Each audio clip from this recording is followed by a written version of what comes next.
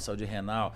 A questão é saúde cardiovascular, é o grande problema. A gente pega é só analisar o exame de alguém que não está usando e quando começou a usar. Você pega aquele HDL, que estava 50, vai para 10. É um fator de risco cardiovascular grande. Para sempre, né? E você tem que fazer várias coisas, é multifatorial o HDL, né? Você tem que fazer várias coisas para tentar melhorar um pouco só. Entendeu? Que para melhorar teria que tirar aquela substância. Para melhorar de fato você tem que tirar total. E ter conhecimento daquelas clássicas que mais afetam, né? Não dá para usar o ano inteiro aquelas que mais afetam, né? Então, foi o que eu comentei, né? Hoje a gente consegue ter muito mais, ter uma qualidade de vida maior, oferecer uma qualidade de vida maior para o atleta. Hoje o estudo, né, de esteroides é completamente diferente, né? Muito mais avançado. Sim. Temos profissionais que há anos atrás deram a cara a tapa. Até o brinco, né? Hoje é lotado de livro de esteroide no mercado, né? Sim. Eu lancei um livro em 2004 com o Valdemar, né, Guimarães, Guerra Metabólica. A gente tomou um processo por aquele livro que ele acabou, pasmem vocês, ano passado, 2021. Nossa. Então, aí quase 20 anos de processo, a gente gastou muito dinheiro, muitos advogados. A gente foi processado no Ministério Público, na área civil, no CRM, no CRN, no CREF. Eu lembro, esse era um livro que você falava meio que como amenizar. Exato, medidas profiláticas, né? O cara vai tomar o que ele faz, né? Para amenizar. E na época, né, eu lembro em vários, eu fui em tantos julgamentos, que foram várias denúncias em vários, né? A mesma denúncia foi para um monte de lugar, né? Que me falava assim, Rodolfo, é inadmissível isso que você está falando, para se defendendo, né? Porque jamais um médico prescreveria um esteroide para alguém buscando estética. Dá vontade de trazer o cara agora para, né, 2020 e ver, né, o que 2022 ainda, e para ver o que aconteceu, né? Então, na verdade, a gente pensou à frente, já vendo o que estava acontecendo, vamos tentar orientar, e a gente tomou uma chulapada, né? Mas aí pelo menos abriu a área. Hoje nós temos inúmeros livros aí com ótima qualidade. Nosso livro era simplesinho para a época, tá? Hoje a gente tem livros aí que realmente são grandes obras sobre o assunto, né? Então aquela história, a gente ia lá, o básico de tudo, se entupia, né, de anastrozol, aí ficava a broxa, e achava que era, caramba, a testosterona tá lá no talo e tô sem libido, não sabia realmente da necessidade de não bloquear demais ali o estradiol. Então, hoje, né, nós temos ali um conteúdo muito grande, você mesmo falou, Superman, né, da não necessidade de altas dosagens, realmente otimizar os seus receptores, por exemplo. Então, outra... Hoje é outra história, né, onde realmente... Tomar um pai de Meu irmão, faz tempo que eu não lembro que eu passei de 1,5 gramas. Ah, super. Por dia? Não, por semana. Por dia. Por dia. Por dia. Por dia. Caramba, tomar um pai de Rodolfo família te conhece aqui, já, ele assiste. Assistiu do Johan com a gente. Assistiu do Johan. Nosso grande mestre, né? Você achou ali? Grande mestre, né? Poxa vida. Mestre? É mestre. Eu vou falar do que ele é mestre. É demais. Ele sabe. Por isso mesmo, né? É igual o Valdemar. São mestres em todos os aspectos, né? Deve ter história ali. Vamos tentar... Juntar os dois. Abrir essa caixa preta do Valdemar aqui sábado. Enfim, mas né, como amante do fisiculturismo, do esporte, e hoje trabalhando numa área muito mais científica hoje, né, hoje dando muito mais aulas do que atuando na prática com atletas, pelo menos nesse momento que eu estou, o que eu acho muito importante é realmente ter o profissional da nutrição, o médico, mostrar realmente para o atleta que não é que o que ele faz é errado, são pequenos ajustes. Porque, cara, o que ele faz é o que é feito desde os anos 60 e dá certo. A questão são pequenos ajustes. Talvez um pouco menos de proteína, um detalhezinho, um pouco mais de carboidrato, uma distribuição melhor de legumes e verduras, né? Usar mais fruta para atingir ali a quantidade de carboidratos, pensando, por exemplo, na microbiota, né, que foi o assunto, né, que puxou essa questão de saúde. Com a microbiota mais saudável, saúde mental. Cara, é um assunto acho que está sendo mais estudado atualmente, né? Muito estudado. A questão da microbiota. Em todas as áreas. E não esqueçam disso, saúde mental é um assunto que ninguém gosta de falar. Eu comecei... Engraçado, eu só fiz um ciclo na minha vida, Ed. Eu comecei Há com 20 anos 16 anos, mais. Eu comecei com 16 anos, não parei nunca mais. Todo mundo aqui só fez um A ciclo. diferença é que eu tomo hoje um Durateston a cada 10, 15 dias. Antes eu fazia, não igual o Superman, aí, de 4 gramas por dia, mas eu fazia, né? Meus ciclinhos lá na época e tal. Aí chegou um momento que, pô, agora eu tô trabalhando feito um louco e tal, o famoso quero manter. Pô, vou parar de usar hormônios em si, né? Naquela época, pessoal, tô falando aqui de 10, 15 anos atrás, né? Enfim, não tínhamos nem perto o conhecimento que se existe hoje na área. Então o pessoal às vezes vai achar que, nossa, que ignorância, né? Mas eu nem sabia. Sim. Eu parava de usar o hormônio, fazia lá uma TPCzinha e tal. Depois eu observava minha saúde mental, depressão, falha de memória, né? Então, e com aquele trabalho palestrando, às vezes eu palestrava, quantas vezes fiz isso? Sábado num lugar, domingo no outro. Tava lá sábado palestrando em Recife, domingo ia pra Fortaleza, durante a semana aquele consultório entupido de gente, eu precisava estar bem, né? E que jeito que eu ficava bem?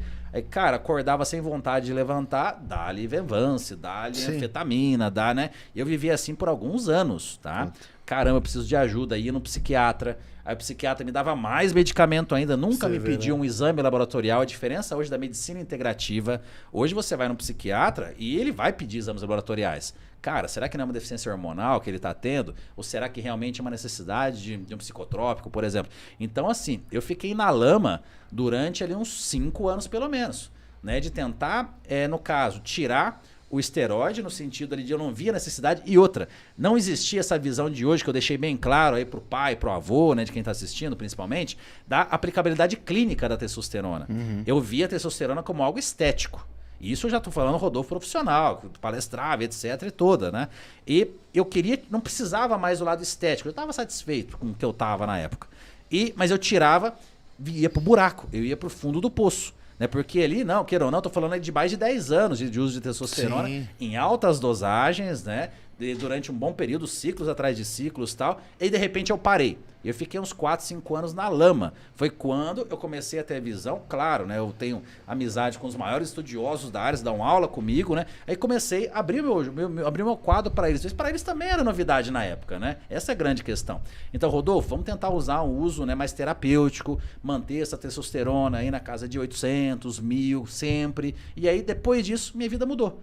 Né? Realmente, ali um equilíbrio muito maior com relação à disposição, memória e tudo mais, libido e tal. Então, a partir de então, eu mudei a visão da testosterona para fins estéticos apenas, mas também uma questão clínica. E isso vale até hoje. Quero dar uma melhorada no shape. Vou lá, acrescento uma metenolona, diminua a distância entre as aplicações de Durateston, põe um GH e aí vai. Mas a base sempre aquela testosteroninha, né? Mais uma visão clínica, porque se eu nunca tivesse usado, provavelmente hoje eu não precisaria. Eu tô com 40 anos, pode ser que eu não precisaria. Isso é muito relativo, né? Da pessoa em si. Mas como eu usei bastante, é o hipogonadismo secundário, né? Então, isso que acontece muitas vezes com a pessoa que não tem essa informação.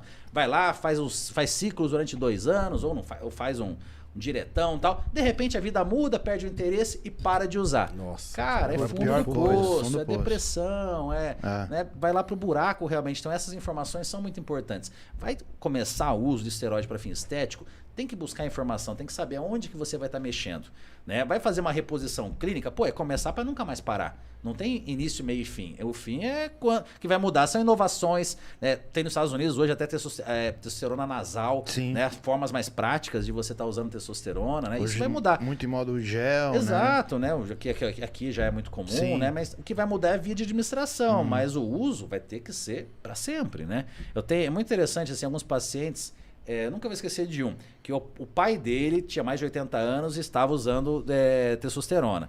E quando o pai dele começava a ficar meio esquecido, meio triste, né? Ele já sabia, opa, pai, você tá tomando? Não parei, não sei o quê, tenho insegurança com aquilo. Já observava piora no comportamento na hora, né? Então, realmente, a gente fala muito aqui, claro, né, do uso estético, né, da questão hormonal em si, mas não esquecer esse lado da reposição clínica. Na verdade, ele é mais importante até do que se a gente for pensar num lado estético. É incrível, incrível. Eu acho louco, né? Os caras, tem muito médico que até hoje tem o preconceito de uma Durateston ali, só que o cara normal, prescrever tarja preta. É incrível até na obesidade, Superman. Né? Quando realmente é um endócrino que tem conteúdo, que tem conhecimento realmente atualizado e tem segurança, né? Porque muitos ainda são inseguros. De novo, é doping, muito se fala questão estética, abuso, Cultura, tal. né? Cultura, exato. O cara usa bomba, né? É fracassado, né? Até mesmo na obesidade, a gente tem muitos estudos mostrando melhores resultados e principalmente melhor manutenção quando se repõe uma testosterona para um indivíduo obeso, que, é claro, tem adesão ali, obviamente, com o tratamento, né? Porque, óbvio, com a redução da gordura corporal, os níveis de testosterona vão sumir, né? Vão subir. Mas, se você faz uma reposição muito bem acompanhada, você acelera o processo. Então, que coisa interessante. Creatina, whey, testosterona, pode se encaixar muito bem e mudar a vida de um indivíduo obeso. Né? Isso é visto muitas vezes só para um esporte específico, né? Sendo que na verdade pode estar tendo acesso a muito mais pessoas. Às vezes o marombeiro de 25 anos está lá com uma creatina em casa, a mãe olha torto, o avô olha torto, mas todo mundo podia estar utilizando a mesma creatina, o mesmo potinho ali. Né? Então isso eu acho, é uma tecla que eu bato muito hoje, essa questão da nutrição para a família.